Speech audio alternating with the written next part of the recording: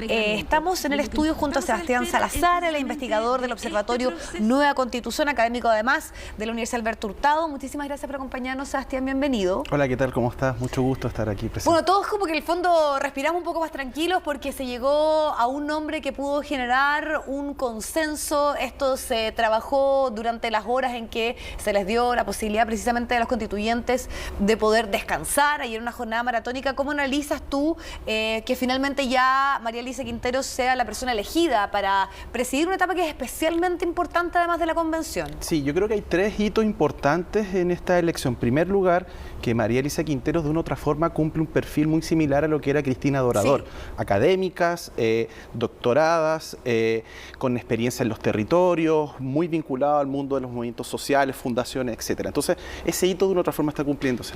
Lo importante es que se le eligió una mujer nuevamente. Yo creo que también eso es muy importante para considerar en la conformación de esta nueva mesa que va a tener esos 6 meses. El segundo hito importante tiene que ver con que logró aunar a los sectores de Eric Chinga, que apoyaron a Eric Chinga el día de ayer. Todo lo que era la mitad de los pueblos originarios y algunos sectores que pertenecieron a la lista del pueblo constituyente en la actualidad, todos ellos al final decidieron apoyar a María Elisa Quintero. Y en tercer lugar, la sorpresa yo creo que fue el rol de independientes no neutrales, que inclinaron la balanza. Sí. Creo que ese fue el colectivo que de una u otra forma inclinó la balanza y deja de una u otra forma un poco a sectores más de centro de la convención, que era el Frente Amplio, que apoyaron a Beatriz Sánchez en esta pasada, y al colectivo socialista, que apoyaron a Roberto Celedón, un poco upside. Independientes no neutrales hizo una apuesta con María Elisa Quintero y creo que se lograron justo 79 votos de los 78 necesarios. Colectivo socialista con Frente Amplio, que tenían la ventaja ayer con Ramona Reyes, antes de lo que supimos que fue finalmente. Se vio harta emoción, ¿no? Porque hay cansancio, fueron jornadas especialmente complejas las horas vividas ayer, cuando no se lograba dar con una mayoría, cuando no se lograba dar tampoco con el nombre, ¿no? Pensando un poco en lo que ocurrió con Cristina Dorador, que estuvo a punto, pero hubo ahí una reticencia sobre todo de algunos sectores en no darle su apoyo. Ella tiene características similares, como destacaba Sebastián, mujer, científica, independiente, que proviene de los movimientos sociales, pero Josefina también planteaba algo que nosotros estábamos un poco analizando, que es la posición tomada por el Frente Amplio, que finalmente sigue apoyando a Beatriz Sánchez, que entendíamos iba a la vicepresidencia en lo que había sido todo el proceso del día anterior, pero no fue necesario ese apoyo. Entonces, ¿cómo podemos esto también extrapolarlo a un gobierno del Frente Amplio? Es una interesante pregunta, porque al final del día aquí gana un grupo de personas que de una u otra forma no representan a los partidos tradicionales. Que llegaron, muchos por paridad, llegaron por escaños reservados y que son personas que están de una otra forma fuera de la política contingente. Esto pone un desafío al Frente Amplio, pero va a depender mucho de la próxima elección.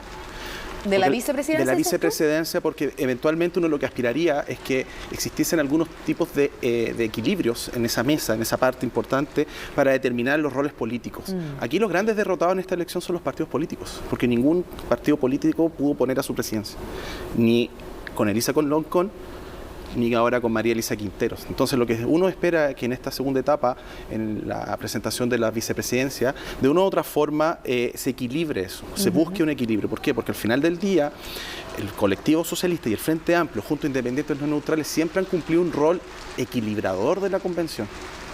Y en ese sentido, que alguno de estos grupos quede fuera de la mesa pequeña, pero la mesa importante, es complejo. ¿Y tú lo ves como un riesgo que pueda suceder con la vicepresidencia? Esperemos que no, esperemos que este nombre de transversalidad que se logró en cierta parte de la izquierda, más la sorpresa de María Elisa Quinteros, de una u otra forma tenga ese equilibrio en la vicepresidencia. ¿Por qué? Porque es necesario también construir hacia ese otro sector. Es importante también construir hacia sectores de la derecha liberal, es importante construir también una cierta transversalidad con la gente del colectivo del apruebo, etcétera. ¿Por qué? Porque al final del día esta votación fue con 78, mayoría. Pero las normas constitucionales requieren en el Pleno 2/3 y por lo tanto se necesita una mesa que de una u otra forma pueda articularse en ese objetivo de lograr los 104, 105 votos necesarios para aprobar normas constitucionales. Y este cuestionamiento que venía desde antes de decir que el Frente Amplio no podía presidir la mesa porque había ahí entre poder constituido y poder constituyente una dificultad que se podría hegemonizar, podríamos decir, lo que es la representación. ¿Cómo analizas? Porque acá finalmente hay una definición política que nuevamente se toma por parte de ellos. Sí, es un cuestionamiento muy sentido. Yo creo que yo diría más, yo creo que más que Frente Amplio uno debería pensar también incluso en la Chile Digno, porque ambos componen, Frente Amplio y Chile Digno, componen a Prueba Dignidad. Y el Partido Comunista le dio el apoyo a María Elisa Quintero. Así es. Sí. Pero la votación del día de ayer también fueron divididos. Uno piensa, por ejemplo, lo que ocurrió con Eric Chinga, después con Ramona Reyes y después el cambio hacia Cristina Dorador por parte del Frente Amplio. Entonces, uno entendía de que el presidente electo Boric y la presidencia de la Convención Constitucional como poder constituyente era muy peligroso para un debido equilibrio de los poderes que estén funcionando. Y en ese sentido, creo yo, por eso lo importante va a ser el rol de la vicepresidencia. Sí. Pero más allá de lo político, te quiero llevar también a otro aspecto que se ha asumido también como una responsabilidad de los convencionales, que es que tal vez no han logrado conectar, sintonizar con lo que ellos están haciendo para que el ciudadano se sienta parte. Algunos hablan de problemas comunicacionales, otros dicen que puede ser un poco más profundo, que puede haber un problema más político ahí. Y cuando nos vamos a algunos datos de la ciudadanía, hay cierta desconfianza. Y la misma Bárbara Sepúlveda, que fue candidata al Partido Comunista, dijo, ojo, acá hay un riesgo que pueda ganar en el plebiscito de salida el rechazo. Entonces, lo que es la responsabilidad que va a tener en este momento, precisamente María Elisa Quintero, es repensar un poco lo que fue un proceso de instalación difícil, complejo, una etapa desconocida para todos como país, y conectar y probablemente dar certeza y seguridad pensando en el plebiscito de salida y lo importante que es eso. Es una tarea titánica. Yo creo que la presidenta Loncón cumplió una tarea titánica de instalación junto al vicepresidente Baza, de poder echar a andar esto desde cero. O sea, todos nosotros vimos lo que ocurrió en julio, los primeros días de julio, en que no había nada. Ahora entramos en otra etapa que es la de ganar legitimidad, de construir una legitimidad necesaria. ¿Para qué? Para que la Constitución, que pueda ser ratificada o no por los ciudadanos, en el caso de ser aprobada, de una u otra forma cuente y elimine de una vez por todas los cuestionamientos que tiene la Constitución vigente, que se le critica siempre la falta de legitimidad. Ella, ahora María Elisa Quintero, va a tener el desafío de comunicar, pero no en el sentido de informar, sino comunicar de una manera de trasladar, mostrar los acuerdos políticos que se deban llegar en la discusión constitucional. ¿Por qué? Porque al final del día, cuando estemos en la urna votando, lo que vamos a ver no es un texto jurídico, vamos a votar un acuerdo político. ¿No? Se hablaba mucho de esa etapa identitaria al principio, de que efectivamente hubiese mucho simbolismo, pero acá todos coinciden en la exigencia de avanzar, de dar certezas, pero tú planteabas un punto también, que es cómo convocar, que sea alguien que efectivamente logre dejar esta lógica que también quedó bastante en evidencia ayer de lo atomizado que están los distintos sectores políticos en la Convención Constituyente. De hecho, muchos decían, sobre todo aquellos que vienen desde la derecha, cómo las izquierdas no se pueden poner de acuerdo en algo que es llegar a 78, entonces tememos que lo que está por venir en cuanto a la discusión y a los dos tercios va a ser sumamente difícil. ¿Tú cómo analizas ese punto que estuvo un poco sobre la mesa, sobre todo pensando en lo ocurrido ayer? Sí, yo te voy a plantear dos temas, uno general y otro particular a la Convención. El tema del fraccionamiento político se está dando en muchas instancias representativas. Lo vimos nosotros en el Congreso Nacional. Sí.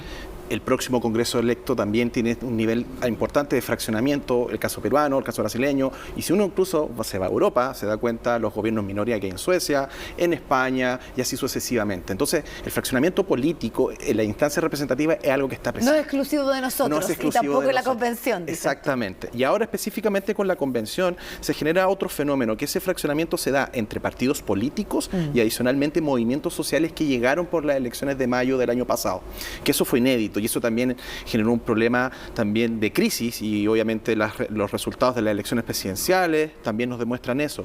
Pero hubo un elemento sumamente importante que hay que considerar en esto y es que es necesario el fortalecimiento del rol de los partidos políticos. Y esperemos que en esta segunda vuelta, en esta elección del vicepresidente, prime esa decisión porque al final del día esa mesa de una u otra forma igual va a ser mirada en función del gobierno del presidente electo Boric.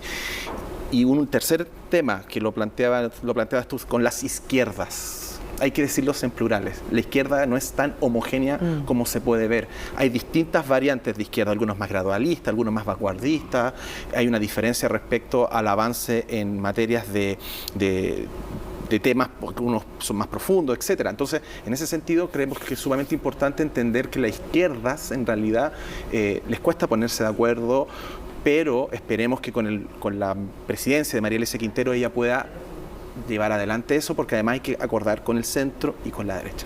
Y esas voces que hacen un puente o hacen un correlato respecto a lo que puede ser el gobierno de Gabriel Boric, ¿cómo analizas tú que es la gobernanza finalmente, la gobernabilidad, que es un tema que se está analizando? Ahora estamos pendientes de quiénes van a componer el gabinete, de cuánta inclusión van a tener sectores como de la exconcertación, que tienen, si bien están más desgastados tal vez por haber estado precisamente en la gestión, en los gobiernos, muchos dicen, bueno, pero por lo menos ya tienen harto tiempo a cargo del país de alguna manera. Entonces, ¿cómo ves tú también cuando se hace esta comparación respecto a lo que ocurre en la convención con lo que está pasando o con lo que podría pasar eventualmente con las fuerzas políticas que acompañan al gobierno de Gabriel Boric? Sí, mira, durante el trayecto que ha tenido la convención hasta la elección del presidente Boric, nosotros siempre identificamos este eje entre independientes no neutrales, Frente Amplio y Colectivo Socialista, que de una otra forma daban la centralidad de la convención. Y claramente estas elecciones de una otra forma afectan, alteran eso. Esperemos que solamente se entienda desde un punto de vista de la elección de las personas. ¿Por qué? Porque es importante que esta centralidad que yo te señalo por estos tres colectivos, de una otra forma se mantenga para tender puentes hacia un movimiento más de izquierda, hacia movimientos más de derecha. ¿Por qué? Porque al final del día la base del gobierno del presidente Boric va a estar compuesta por una serie de componentes que va a estar Apruebo Dignidad, pero también este rol que van a cumplir los ex partidos de la concertación, la nueva mayoría. Ahí está la fotografía, así que ahí nos van a hacer luego ya el pase para poder escuchar las palabras que tenga la presidenta de la convención, María Elisa Quinteros, que alcanzó los 78 apoyos, este número que fue tan difícil durante la jornada del día de ayer. Lo hace acompañado de quienes son sus grupos más cercanos, quienes le dieron el respaldo. Pero acá además, en el análisis que estamos haciendo más político, podríamos definir, de lo que es la convención y el trabajo, vamos a tener un parlamento que tiene una lógica muy distinta en su composición política a lo que pasa en la convención, donde efectivamente las fuerzas de la derecha están, sobre todo en el Senado, prácticamente dividido con la centro-izquierda y con la izquierda, ¿no? Hay un empate. Y muchas de, por ejemplo, las reformas y el programa de gobierno de Gabriel Boric pasa por el Congreso, sobre todo la reforma tributaria, que en el fondo es la manera de financiar todo lo que está dentro de su cronograma de estos 4 años. De hecho, está pensado en algunos casos a 8 años. Entonces, ¿cómo ves? Porque aquí la derecha tiene que mirar nomás un poco lo ocurrido en la convención, pero el Parlamento no es así. No, el Parlamento tiene otra realidad. Como tú decías correctamente, el Senado prácticamente está empatado.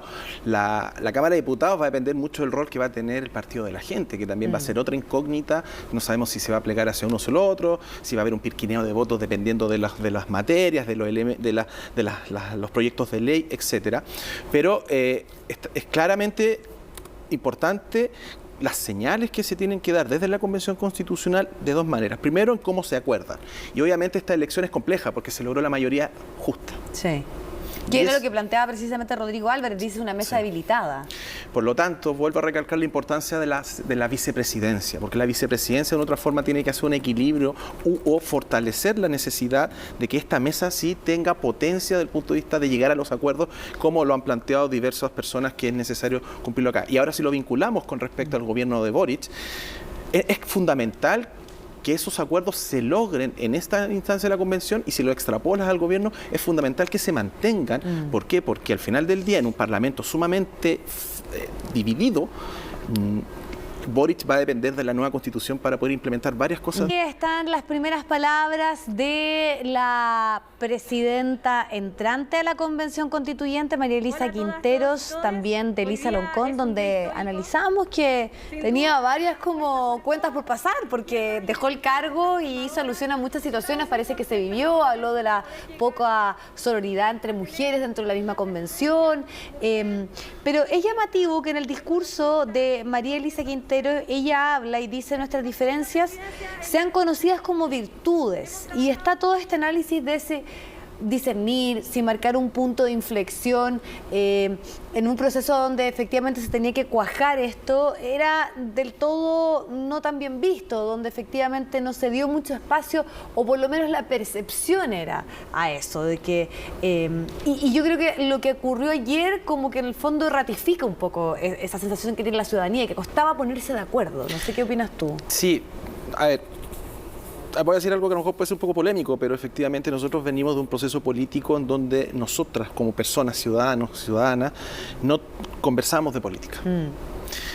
Siempre se nos decía que política y religión no se abren la mesa, porque claramente hubo un proceso de reingeniería social con la dictadura y la Constitución de 1980, en que las grandes decisiones se entregaron a organismos técnicos colegiados, organismos que de una u otra forma no representaban adecuadamente la soberanía popular, autonomizados, etcétera. Entonces, obviamente, la sociedad chilena también recibió ese influjo y efectivamente a nosotros nos cuesta ponernos de acuerdo, incluso hasta para ver si vamos a un asado, quién compra las cosas, cómo nos repartimos, etcétera. Entonces, nos cuesta mucho ponernos de acuerdo en muchas cosas cotidianas.